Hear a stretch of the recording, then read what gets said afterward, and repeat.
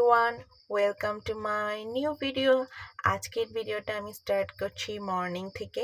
সকালবেলা এখন আমি ঘুম থেকে ওঠার পর একটা মর্নিং ড্রিঙ্কস নিচ্ছি গত 15 দিন থেকে। তো আমি চাচ্ছিলাম এটা তোমাদের কাছে শেয়ার করতে, এই জন্য আমি আজকে সকালে এটা তোমার জন্য একটু ক্যাপচার করেছি। তো এটা হচ্ছে নিম জুস, যেটা আমি গত কয়েকদিন ধরে খাচ্ছিলাম। আমার যেহেতু অ্যালার্জির প্রবলেম আছে, এই জন্য আমি এই ড্রিঙ্কটা এখন খালি পেটে কন্টিনিউ করব। ভাবছি যে 6 মান্থ কমপ্লিট করে দেখি যে এটা কি এই রেজাল্ট দেয়। দুপুরবেলা মাশাআল্লাহ, আব্বু এটা বাজার যত থেকে দিন ধরে খাচ্ছি বড় অনেক বড় ভালো মাছ একটা নিয়ে রেজাল্ট আনলো, পেয়েছি। তারপরে এজন্য আমি আনলো আরো চাচ্ছিলাম যে সবজি। তোমরা যারা তো সবজিগুলো অ্যালার্জির দেখতে মতো অনেক সমস্যা ফ্রেশ লাগছিল। ভুগতেছো, তারা এই আমি ড্রিঙ্কটা খালি বেসিক্যালি পেটে এখানে ট্রাই করে দেখতে সবচেয়ে বেশি পারো। আমার পছন্দ হচ্ছে এরপর ঢ্যাঁড়স। ঢ্যাঁড়স আমার খুব পছন্দের। তো ওই দিন আম্মু তরকারিতেও ঢ্যাঁড়স আবার বড় মাছ রান্না করলো, সাথে একটা ভর্তা করলো। তো এগুলো দিয়ে আমি এখন ভাত খাবো। তো এই জন্য আমি দুপুরবেলা একটু ঝোল আর একটু বেশি করে দিয়ে, তারপর ঢ্যাঁড়স দিয়ে একটু ভর্তা দিয়ে, ভর্তাটা ছিল কাঁঠালের বীজের। তারপরে এখানে বড় মাছটা আম্মু রান্না করেছিল। এখানে আম্মু আরও রান্না করেছিল সিমের বিচির ঝোল। এগুলো দিয়ে অনেক মজাদার একটা লাঞ্চ কমপ্লিট করলাম।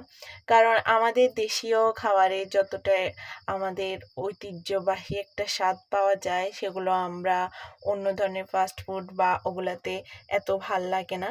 এই জন্য আমাদের এই দেশীয় সবজি, মাছ আমার অনেক ফেভারিট। এরপর স্টুডেন্টের বার্থডে ছিল।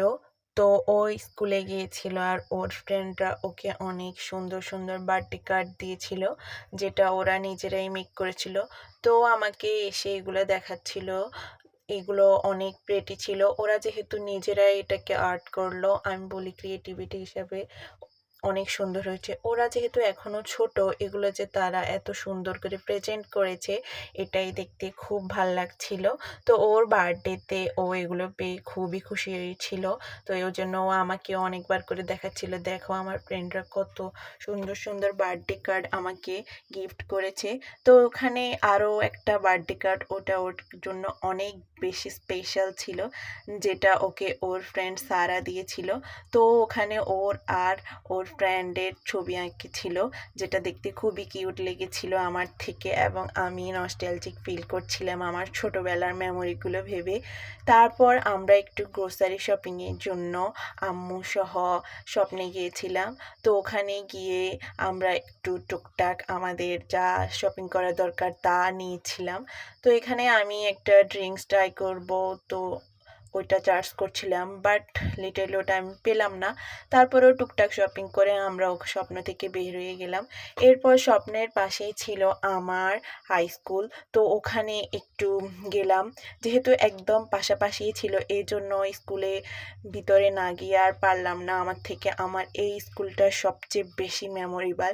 এটা আমার জীবনের একটা শ্রেষ্ঠ অধ্যায়, যেটা আমি কখনো বলতে পারবো না। এই স্কুল থেকে আমি অনেক কিছু শিখেছি, যেটা আমার আজীবনে স্মরণীয় হয়ে থাকবে। এরপর আম্মু সহ এখানে একটু আইসক্রিম খাচ্ছিলাম এবং এই বিল্ডিংগুলো দেখছিলাম, যেটা আমাদের সময় ছিল না। ওকে, থ্যাংকস ফর ওয়াচিং।